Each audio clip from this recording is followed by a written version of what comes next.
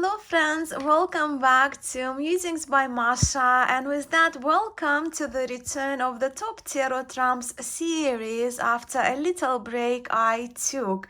This video, as you are seeing from its description, is dedicated to key 17, the star, l'étoile, le stelle card in tarot. Look, I am very excited about filming this video, this segment, especially because the star card happens to be my favorite card in the major arcana of tarot. And as we will talk about in a moment, the star in tarot, the star card has been linked to the biblical star of Bethlehem, zodiacal Aquarius, Mesopotamian goddess Ishtar, Egyptian Nut, Venus, both as the morning star and Roman goddess, my preferred, along with Greek Sothis and Psyche, just to name a few. So, with that in mind, in today's video, we will be looking at a good number of the historic representations of the star card together with a few contemporary ones of what to me is the most beautiful trump in a tarot deck. Yes, the star.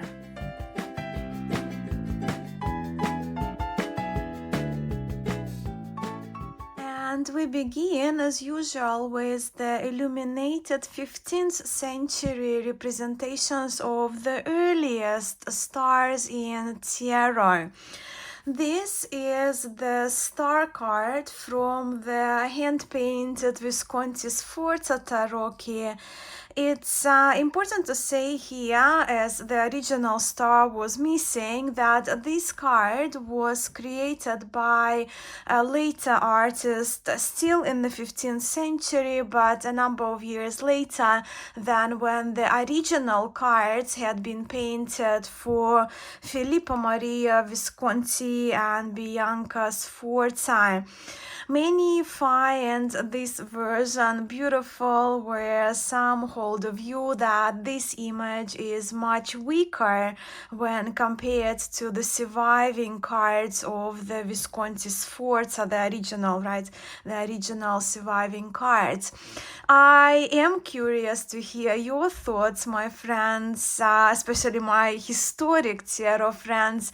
Do you like this depiction aesthetically and stylistically when compared to the earliest Visconti cards? It's rather interesting that we don't see many representations of the star as we know it in tarot in the medieval art, yet we know that astrology was rather popular in the Renaissance Europe, especially in Italy, where university students even requested it to be included as the subject in their curriculum.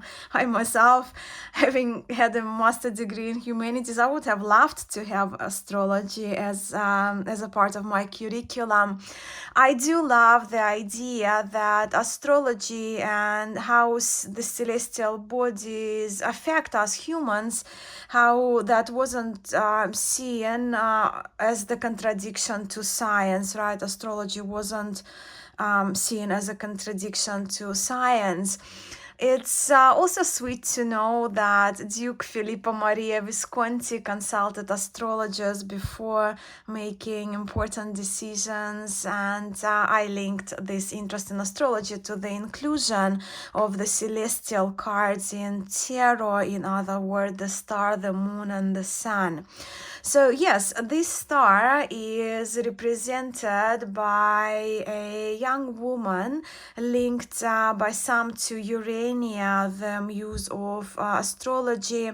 She is wearing a beautiful starry gown and is depicted, well, what do you see? Is she shown holding onto this 8-pointed star, reaching for it, or perhaps even placing the star above towards the skies, into the sky?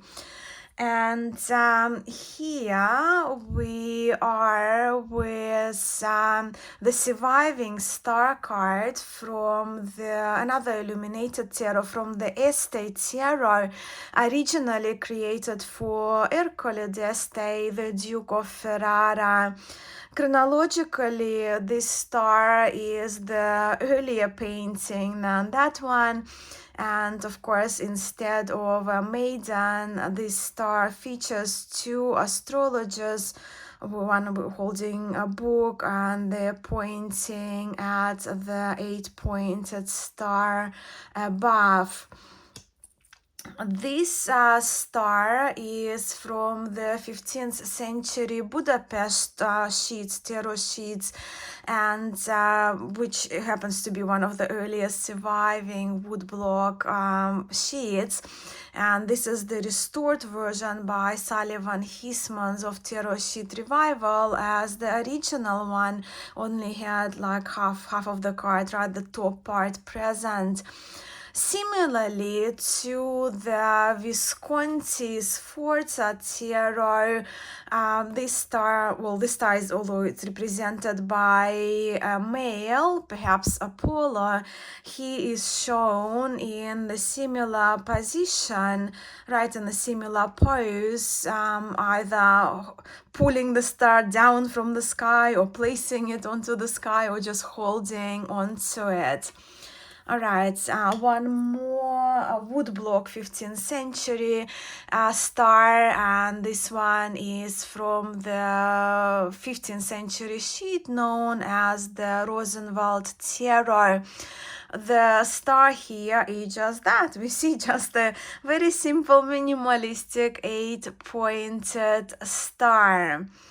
And while we are still in the 15th century, I think it's important to bring in this image, and this is the star image from the Carey sheet. In which we see one of the earliest images, linked to tarot, right? Images of a naked person pouring the water down from two pitchers from two vessels. And this image perhaps is the earliest image that is most familiar and recognizable as the star card as we know it these days in our classic tarots, and I find this image so charming too. So what are we here with so far? Well, 8-pointed star, or say 8 main point, right, if you will, on the Carey sheet.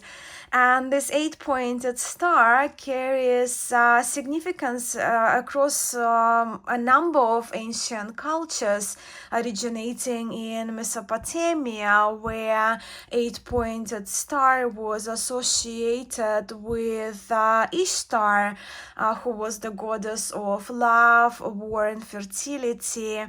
But also 8-pointed star has the connection to the planet Venus, which is also known as the morning star, right, visible in the east before sunrise. But look, 8-pointed star also is a significant symbol in Islam, and in Christianity, 8-pointed star is linked to the Star of Bethlehem, announcing the nativity of Christ. Let us now travel to the mid-17th century Paris with these two examples to begin with. In both the Anonymous Tarot of Paris and in Jacques Viville Tarot, we observe a seated astronomer holding calipers in his left hand, And this pattern we observe in the later decks following the Rouen-Brussels tradition, often referred to as Flemish decks as well. And this is the later 17th century Baudet terror. But then, of course, when it comes to the most universally recognizable and influential model of the star card in tarot, the Marseille tarot tradition is the lineage we have to thank for, and this is the one of the earliest woodblock Jean Noblet Tarot de Marseille, and then later Jean Dodal. Let me bring also, while we are here with Tarot de Marseille, the type 2 Tarot de Marseille in Pierre Madenier Tarot and in Nicolas Convert, just to kind of give us a broad example of the Marseille tradition here. So in all these 4 cards, we see a naked person, a kneeling naked person pouring water down from 2 pitchers, from one pitcher onto the earth, from the other into the body of water.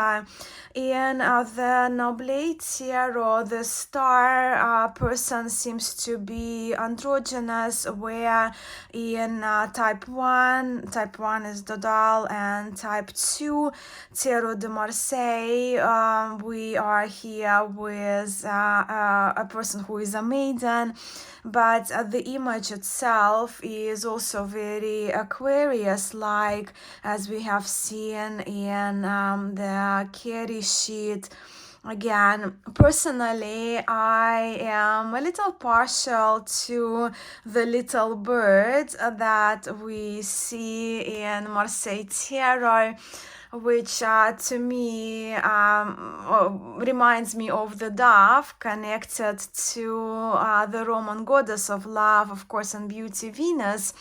Well, yeah, this person is not that white dove, right? But doves belong to pigeon family. So anyway, I see the link. But also it's just a personal preference for me. And the bird, of course, can be seen as the messenger and the connection with the above as well. So now that we have looked at the French and Flemish decks, let's go back to the later 17th century Italy.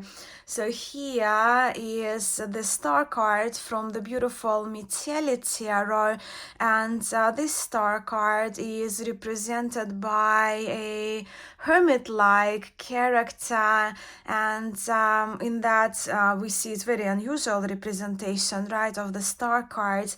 So here we see that artistic freedom that the artist Giuseppe Michele exercised in creating images, sketches for his Tarocchino. Another Italian card I have to share is the star card from Minchiate Florentina Tarot, which was in circulation between 17th to 19th century.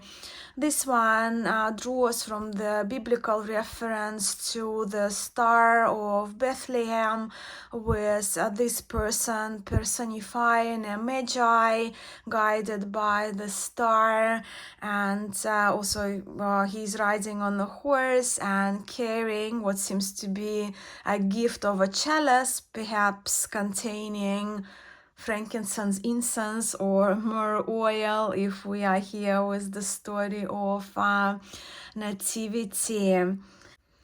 This is the star card from the late 18th century Grand Étale Tarot by Jean-Baptiste Aliette, known as Étale. This card is renamed Revelation and Behavior as the reversed keyword, and instead of the stars representing the planets, Atala included the planetary symbols here: Venus, Mars, Moon, right, just to kind of give an example. And instead of a bird that we have seen in Tarot de Marseille decks, right, we in type 1 and type 2 Tarot de Marseille decks, not in Jean Nablet. In the Taylor Tarot, we are here with the added butterfly hovering over the roses. And the butterfly also can link at our will, of course. Everything is at our will, how we want to see it, but butterfly can be linked to the Greek goddess Psyche, who often was portrayed as a beautiful woman with butterfly wings. All right, let me take a second to rearrange these cards in their chronological order before we look at more representations of Arcanum 17. And now we have reached the later 19th century Italy with the star from the Piedmontese tarot, which follows a Marseille tarot tradition, and these three absolutely stunning stars from the Sopraffino tarot reproduction from Edoardo Dotti and Inaibi Giovanni Vacchetta tarots. No tree, we don't see any trees here in the Vacchetta tarot, which actually the deck that also has artistic freedom taken by the artist, and we'll see it in the representations in the next few weeks, where in the Dotti tarot and Sopraffino, they're stunning cards with beautiful landscapes, the beautiful maiden, and both cards feature a bird, where in Sopraffino this little bird becomes an owl. In the later, well, now we're moving into the occult tarot, right? So in the late 19th century, and the other version 1926, Oswald Wirth tarot, we can see that the model of the card is taken once again from Tarot de Marseille. So the image itself follows Tarot de Marseille tradition in some way, except for the butterfly that we see here sitting on a flower. In the later version seems to be a rose. This one is just kind of red flower, if you will, as we have seen, right, the pattern, the butterfly and the roses in the Atala tarot. And of course, with the occult tarot, here we are referenced with the Hebrew letter Pei, very similar one, like how it's written. I don't really use Kabbalah in my tarot. But talking about occult, next is the Waite-Smith tarot. So it's probably have to put this one space for Waite-Smith here, as it originally dates 1909. Once again, the pattern of the maiden, the person kneeling with one knee on the ground, the other foot on water, pouring water into the water and into the ground, onto the earth. The pattern following the Marseille. The bird here, however, is a little more obvious with the longer beak, that the bird resembles ibis, and ibis was a manifestation of god Thoth in Egyptian mythology, which brings me to Thoth's tarot. Such an incredible painting by a lady, Frida Harris here. And this star is the personification, representation of the goddess Nuith, derived from my understanding, from Egyptian goddess of the cosmos and sky and stars, goddess Nut, often depicted having the body covered with stars, and Thoth star, the star card from the Thoth tarot, is such a stunning card with here multiplied butterflies and roses.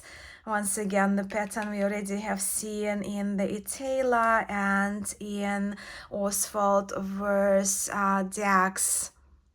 Now let me share with you a few contemporary renditions of the star card by a variety of contemporary deck creators.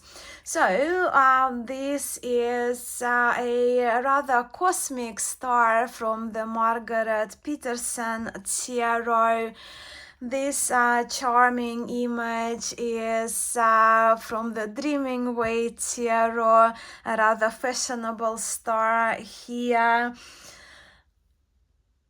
I also like the softer color palette of this star card from the Texture tarot. And this is the star from the Ehrenberg tarot deck, where here is the Stella from the tarot of the Sevenfold Mystery. Here the star figure is floating above the earth in the direction of the seven-pointed star, representing the Sevenfold Mystery, the title where this card comes from the deck by Robert and Place, with the little stars here having their corresponding planet symbol next to them. Again, love the star card, so spent a little bit, few more seconds on this one. In Tarot of the Abyss, we are with the figure reaching for the star, where in the original Mythic Tarot we are presented with the Pandora box. In the Golden Botticelli tarot, the star image, the image used for the star, is an extracted segment of the Primavera or Spring painting by Sandro Botticelli, where this little cutie, this star, is from my personal deck featuring the living and departed pets of mine. And my family's, with this star being my mom's youngest kitten, who happens to love to play with water. And the last star card I have to share with you in this video is from the Tarot of the Divine, and this image is based on a Russian fairy tale about sister whose name was Alenushka and brother whose name was Ivanushka, who turned into this little cute animal. And the card itself represents hope during difficult times of adversity, and that what the star often is, following the tower, right, signifying guidance, hope, hopefully peace to be found after a shake-up. So, having seen references to Venus, Ishtar, Nut, Psyche, Magi, and astronomers, and the Star of Bethlehem, along with Zodiac Aquarius, along with these contemporary representations, there is a multitude of the beautiful star cards we have access to these days. I guess the bottom line, which is rather freeing, is that we can see our tarot star cards signifying to us our favorite mythologies and deities, religious connotations, if we decide to go this way with tarot, along with planetary and zodiac references. It really is up to us and up to what resonates with us personally. and it's a beautiful thing. To me, the message of hope, bringing of hope, is the common message of key 17 in tarot. Please do let me know which of these cards drew you in, my friends. As for myself, I had mentioned already that the star is my favorite trump, and is the card that I do check before buying new decks, with most of these stars being the ones I absolutely love. Look, while I already pulled out my very top star cards from the decks I love, I know it will be a difficult task for me to reduce my favorite representations to only 5 for my next video, so please do expect more than 5 top 5 stars from me. Yes, I will be back a little later this weekend to share with you my current favorite tarot stars, together with my understanding of this favorite arcanum of mine. But for now, I'm sending much love to you all, and I hope to catch you in a day or two. Bye for now.